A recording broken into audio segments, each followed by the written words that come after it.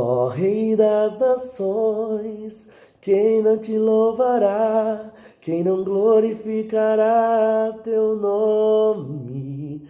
Ó Rei das Nações. E aí, você já ouviu essa música? Exatamente isso que está escrito em Apocalipse capítulo de número 15. Muitas pessoas no passado gostavam de pegar, né, e cantar mesmo salmos, cantar partes da Bíblia. Isso era muito legal. É por isso que quando você decora algumas músicas, é bem provável, músicas antigas, claro que eu estou dizendo, você esteja decorando também versículos bíblicos. É isso e muito mais que nós vamos aprender no dia de hoje. Vem comigo para essa leitura, pega sua Bíblia, aumenta o som. Eu sou Leandro Machado, é um privilégio estar aqui com você. Se você é novo, caiu aqui de paraquedas, já deixa o like, se inscreve no canal, ativa o sininho, porque todo dia a gente está lendo a Bíblia junto para edificar a sua vida. E no final do ano vamos ter lido a Bíblia inteirinha. Então bora lá, Apocalipse capítulo de número 15, depois vamos ler Esther e também Salmos. Apocalipse 15, 1, ele diz assim, ó: Vi no céu um grande sinal maravilhoso, 7 anjos seguravam as últimas 7 pragas que completariam a fúria de Deus. Venha diante de mim algo semelhante a um mar de vidro misturado com fogo. Nele estavam em pé todos que haviam vencido a besta, sua estátua, e o número representa o seu nome. Todos seguravam harpas que Deus lhe tinha dado e entoavam o cântico de Moisés, servo de Deus, e o cântico do Cordeiro. Grandes e maravilhosas são as suas obras, ó Senhor Deus Todo-Poderoso, justo e verdadeiro são os teus caminhos. Aí agora é a música, né? Ó Rei das nações, quem não te temerá, Senhor? Quem não glorificará teu nome? Pois só tu és santo. Todas as nações virão e adorarão diante de ti, pois teus feitos de justiça foram revelados. Então olhei e vi que se abriu um templo no céu, o tabernáculo da aliança. Os 7 anjos que seguravam as 7 pragas saíram do templo, vestiam um linho branco sem mancha alguma, com uma faixa de ouro sobre o seu peito. Um dos 4 seres vivos entregou a cada um dos 7 anjos uma taça de ouro, cheia de fúria de Deus, que vive para todo sempre. O templo se encheu de fumaça da glória e do poder de Deus, e ninguém podia entrar no templo, enquanto os anjos não tivessem terminado de derramar as pragas. Então lembra, 7 anos de tribulação são 7 anos de juízo. É por isso que vai acontecer um monte de coisa ruim, né? Então pragas vão vir, fome, morte, algo tão ruim como nós já vimos. Em um determinado momento as pessoas vão tentar se matar e elas não vão conseguir. Por quê?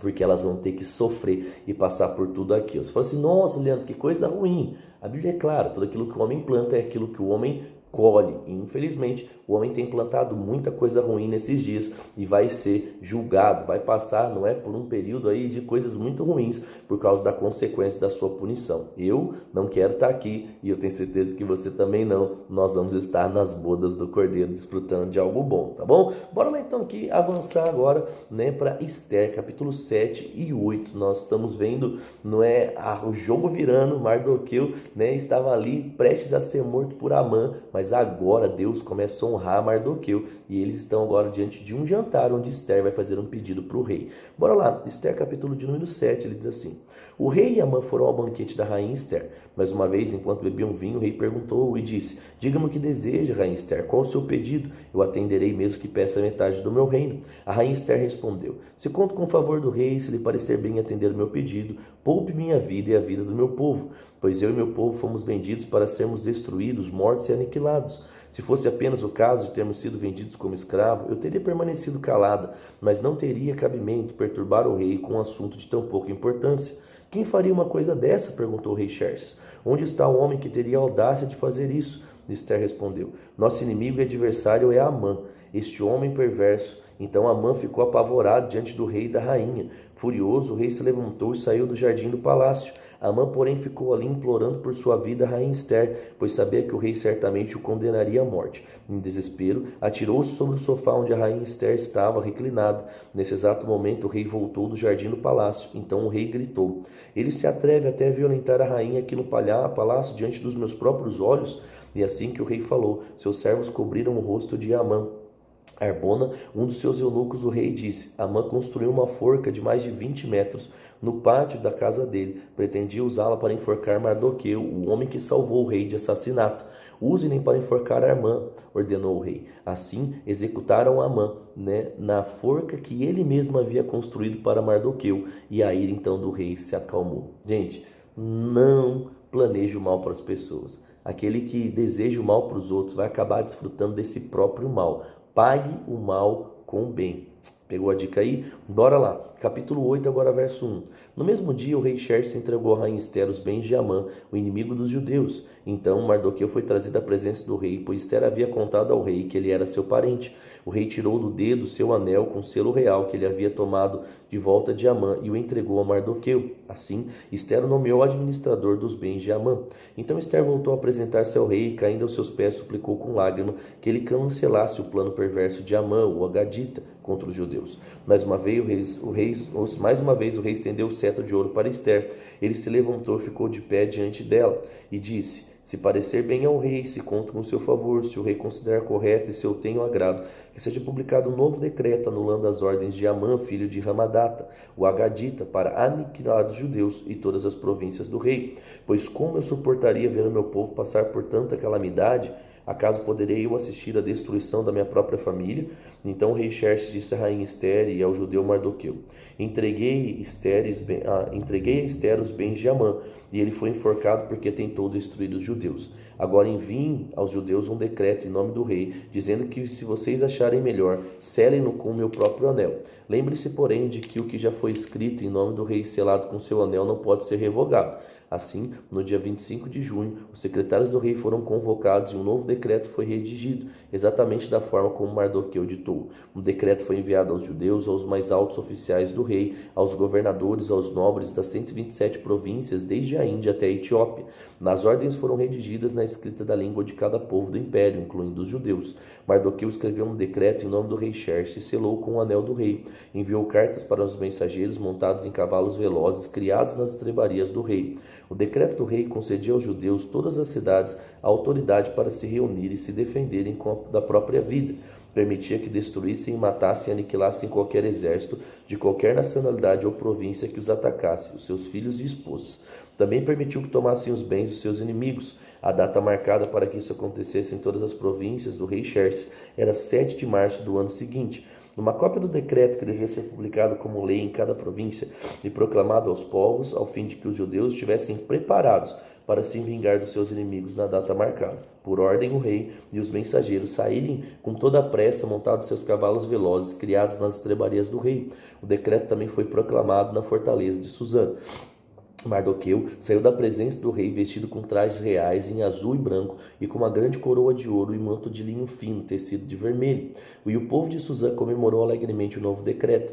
Os judeus se encheram de felicidade e alegria, então foram honrados em toda parte. Cada província e cidade em lugar onde tinha o decreto do rei chegado, os judeus se alegravam muito e comemoravam com grandes banquetes, festas e feriados.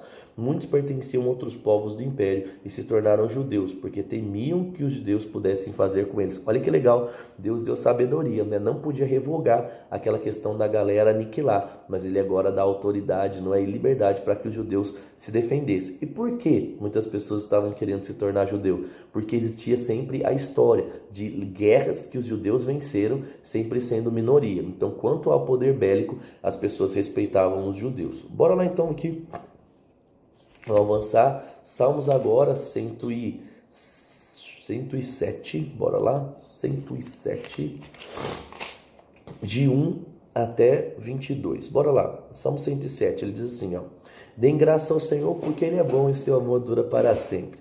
O Senhor os livrou, proclamem em alta voz. Contem a todos que ele os resgatou dos seus inimigos, pois ele reuniu os que estavam exilados em muitas terras, do leste ao oeste, do norte ao sul. Eles vagavam pelo deserto, perdidos sem lar, famintos, sedentos, chegando perto da morte. Em sua aflição, clamaram ao Senhor, e ele os livrou dos seus sofrimentos. Conduziu-os por um caminho seguro, uma cidade onde puseram morar. Que louvem o Senhor por seu grande amor, pelas suas maravilhas que fez pela humanidade, pois ele sacia o sedento e enche de coisas boas o faminto.